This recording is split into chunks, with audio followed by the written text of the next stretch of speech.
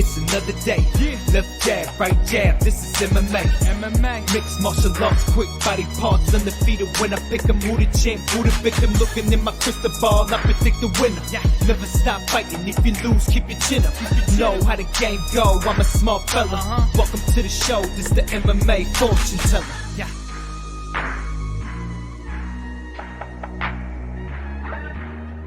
The MMA fortune teller. The teller. What's up, boys? We have a new main event for this upcoming weekend. Of course, as you guys probably heard by now, Paul Felder stepping in to take on RDA, and it was very much needed because this card was very, very shallow. Now we have a legit main event added to the mix. We also have another bout that was added, Brendan Allen taking on Sean Strickland. In my opinion, that bout is quite possibly the most entertaining or intriguing matchup that we have on this card, maybe just under the Felder RDA fight. So really excited about that. I'm going to give you guys breakdowns upon those two fights. I'm also going to touch upon Dana White's Contender Series. We're going to recap last night's episode real quick. Then we'll go over to the Bellator card that's taking place tomorrow night. Not really understanding why they keep doing Thursday nights. I wish they would do them Friday nights, but it is what it is. We'll break down Bellator 252. There's really some intriguing matchups on the Bellator card, and I'm not talking about the main event. I'm talking about another fight. I think you guys know what I'm talking about. Two undefeated fighters. We got to get into that fight there. And also, before we even get into the card, I want to definitely give a shout out to all the veterans out there. You know, much respect to all you guys, and thank you for all your guys' service. If there's any veterans listening, and you know, to anyone that's ever served our country, much respect from the teller over here. And we'll get right into the show here. So Dana White's Contender Series Week 9, another card that delivered. You guys already know that's all these events do is deliver. These young, hungry athletes are just trying to get contracts, and it really shows. In the first fight, we had Danny Sabatello, who took on Taylor Moore. Danny Sabatello, this is a guy, a lot of his training partners and coaches have said that he has some of the best wrestling over at their camp. And he trains at American Top Team. So that's a major statement, you know, being that American Top Team is one of the biggest and one of the best fight camps on planet Earth. He definitely showed his wrestling is legit. He went in there, he handled business. Going into the fight, he says he likes to talk shit. We saw a little bit of that too. We saw him talking in between rounds to Taylor Moore. At the end, it was all respect. But at the end of the day, it was not enough to get a contract. He didn't take enough risks with the striking and with trying to finish the fight maybe. And Danny Sabatello doesn't get the contract, but that's a guy that I think will be seen around the way, whether it's Bellator or in the UFC. If the UFC gives him another shot, maybe on the show, or they do give him a late notice, a short notice replacement fight or something like that. I hope they do give him a chance, because I think this dude has legit wrestling, and I like to see wrestlers go in there. I like to see the stylistic matchups. Can other fighters stuff the takedowns? Can they hurt him on the feet? Can they exploit his striking? I like those types of stylistic matchups, and I like guys that talk crap. So this could be a guy you want to root against. You want to see him get knocked out because he's fiery, he talks crap, or you want to root for him. But at the end of the day, I think this is a guy that brings energy to his fight, so I'd like to see him get a chance. Maybe I'll bring him on MMA Live Discussion. And then next fight, Luana Pinheiro. She takes out Stephanie Frausto. And Luana Pinheiro, this is a girl that's been training judo since she was a young girl. This is a lifelong mixed martial artist, and she showed that she has nasty striking to go along with the judo skills, which we didn't even really get to see the grappling. Everyone's saying she has jiu-jitsu and judo skills, and the striking was on showcase last night. And Luana is a girl I think for sure will be making statements, you know, on some big shows in the UFC. She's also the girlfriend of ex-UFC flyweight fighter Mathej Nikolai, I believe his name was, tough customer. So she's fully engraved in the fight game. In the next bout, we had Nicholas Mota, who took out Joseph Lowry. Now, Nicholas Mota, this was a guy, he likes to call himself the Mike Tyson of mixed martial arts. We did see that he does have some power. He carries some power into his fights, but didn't really have that killer instinct. He could have probably finished that fight last night, and was a little bit hesitant in there. But this guy does show that he does have some real skills. And Dana White made a last-minute decision right there on the spot and gave him the contract. I'm happy that he did. I think this guy is a good addition to the division, and I like the energy he brings as far as his mentality. He's saying he's the Brazilian gorilla, and I think that he's a guy that will get some knockouts in the UFC. So I like the signing there. In the co-main event, this was an interesting fight. We had Natan Levy taking on Shaheen Santana. Natan Levy representing Israel. He's now fighting out of France. This is a guy that showed to be a very, very much complete mixed martial artist. Good striking, good grappling. This guy got the contract and he was very much deserving of it. And it's good to see for the Israeli fans, or maybe even, I should say, the Jewish fans. Maybe Jewish Americans will root this guy on. For sure, the Israelis, they're going to love him. This guy, the Israeli fight scene is really, it's been iffy in my opinion. There really hasn't been any legit mixed martial arts fighters out of that area. There was a couple guys, that father and son combination over in Bellator. I really don't believe those guys are on the level. There was another guy the UFC gave a chance to back in the day. He got flying knee, knockout. Was it Noah Lahat? I think his name was Noah Lahat. Kind of forget his exact name, but those guys really were not on the level, in my opinion. I think Natan Levy is on the level, and he is a legit fighter, and he will be able to carry that flag out there and represent that scene for those people. So that's cool for them. They got a real fighter, and keep an eye on him, undefeated at the moment. And he actually was training for a fight that was upcoming this weekend. Took this fight on short notice, I guess, if you want to call it short notice. When he was preparing for a fight, just had to jump in there a week early and went in there and looked legit. In the main event, we had Mario Souza taking on the tough customer, and Maria, however you want to say his name, Marius. I believe he's the Polish descent fighter fighting out of Canada now. This guy's been having a tough time getting a fight. He said he was undefeated at the time. He did get his chance. He had a main event spot in Dana White's Contender Series. He fell short. And I thought the fight played out a little bit closer than the judges said it was. 30-27. I'm not sure if I necessarily agree with that. I thought the fight was a little bit closer. But Mario Souza, tough customer, and he pulled off the victory there. So that wraps up last night's card. Now we move over to the Bellator fight card. I'm going to break down these top 4 fights here. You guys know the deal. The Bellator cards are not the most deep at times, but these top 4 fights, I'm very interested in all of them. In the first fight, we got Aaron Pico taking on John Dejesus.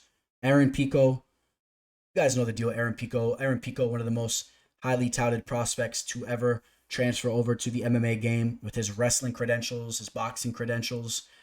He's still a young buck, 24 years old. He's 6-3, which is crazy because, this was a guy that really should be undefeated. He just gets a little bit too overzealous in there. He's made some mistakes. He got caught.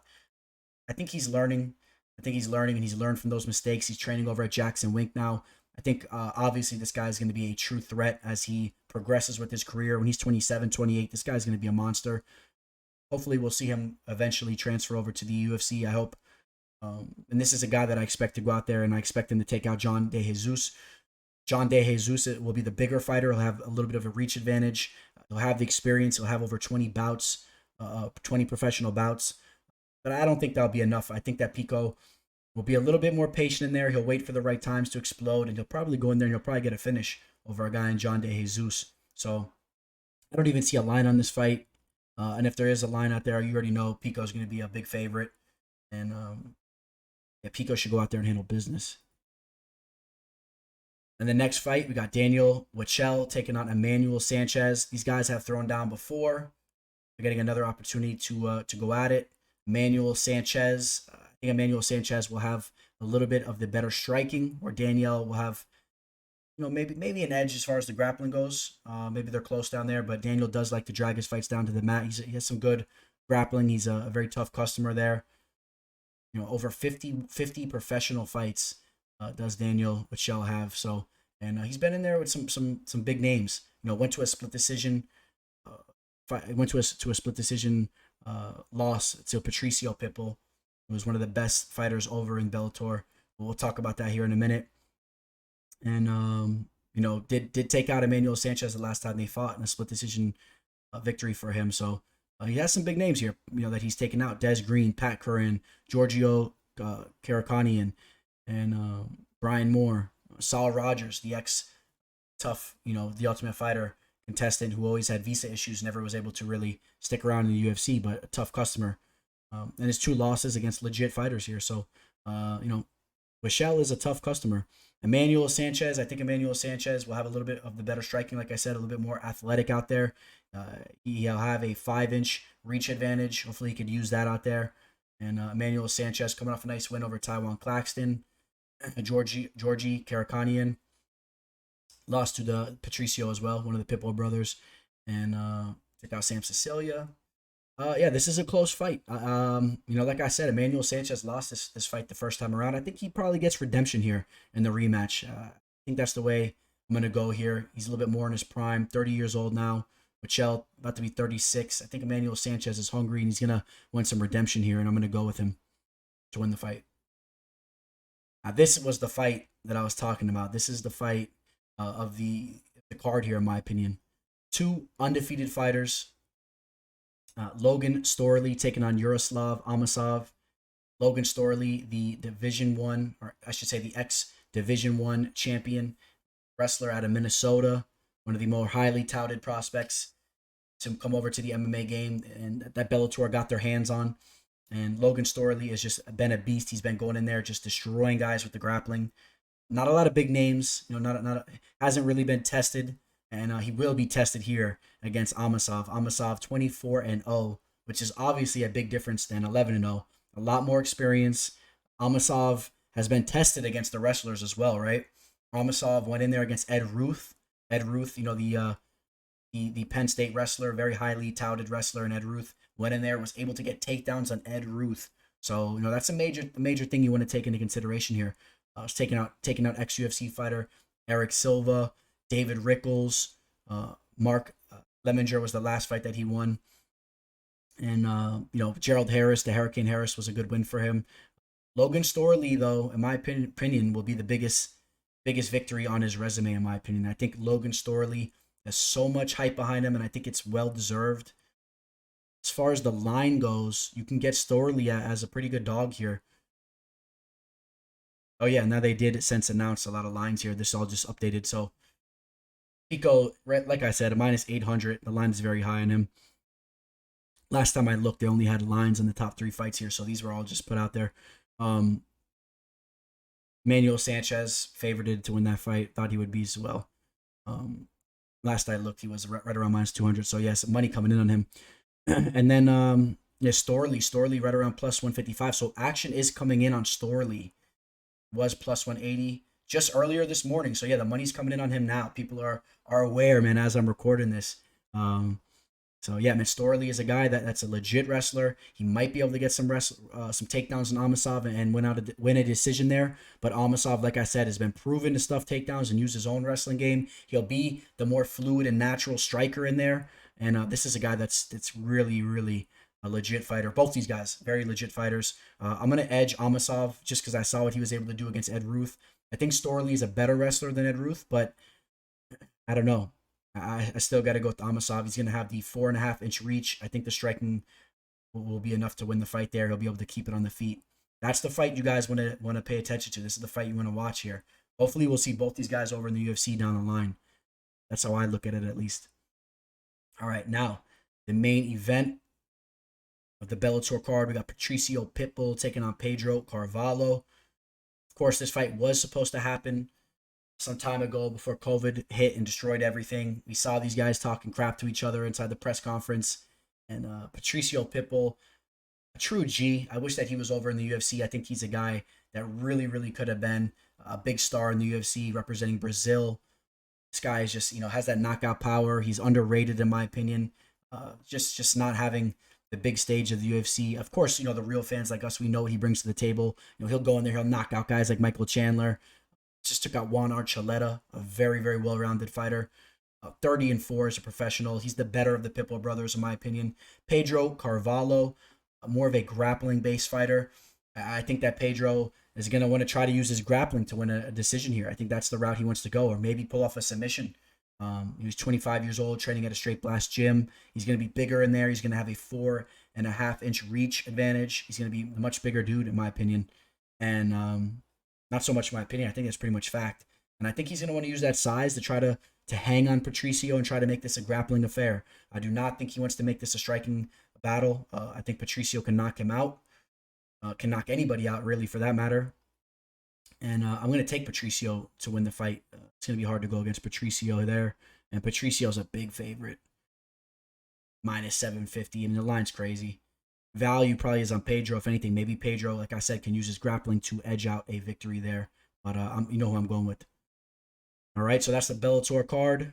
Now, we got the two newly added bouts. Brendan Allen versus Sean Strickland. This fight is taking place at 195 pounds. Obviously, it was thrown together last minute.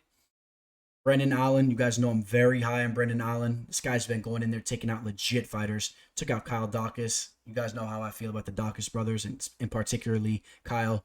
Very talented. Took out Tom Breeze before that, finished him.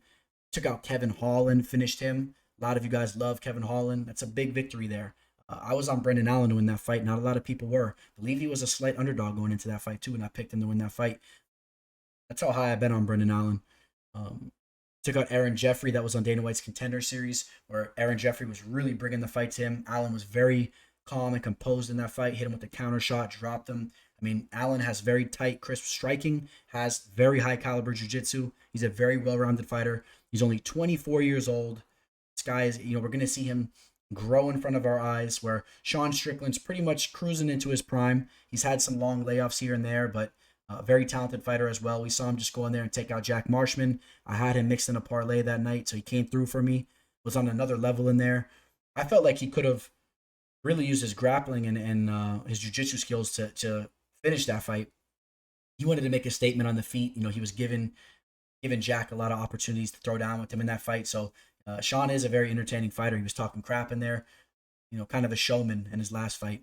I don't know if he's going to want to do that with Brendan Allen, though. This is going to be a very different fight, and I'm very, very intrigued to see how it plays out.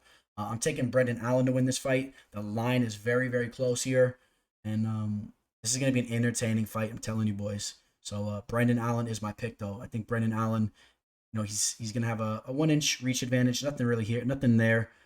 Pretty much identical, but he's just going to be the more well-rounded fighter, in my opinion. That's why I'm taking Brendan Allen to win the fight. All right, guys. The main event. Paul Felder taking on Rafael dos Anjos.